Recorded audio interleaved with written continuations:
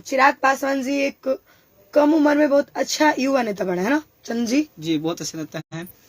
और मैंने एक उदाहरण दिया है, इसको कोई भी पत्रकार कोई भी मीडिया वाला उल्टा सीधा नहीं करेंगे।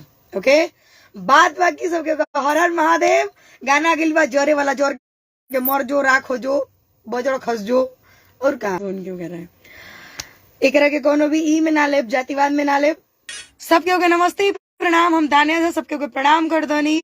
और हमार तानिया से ऑफिशियल से बहुत बढ़िया गाना इल बाजे करे के हमार विकास जी नमस्ते प्रणाम। जितना आदमी जुड़ल बनी जा, जितना आदमी देखो तनी जा, देखो बहुत अच्छा गाना गिली बनी और गाना आ गिल बा बजाया जाए। पूरा तो सपना हमार भौजी, हमको चाहे तेरा गजब बकार भौजी, हमको चाहे तेरा गजब बकार भौजी। लाइन कर कोनो सरकार में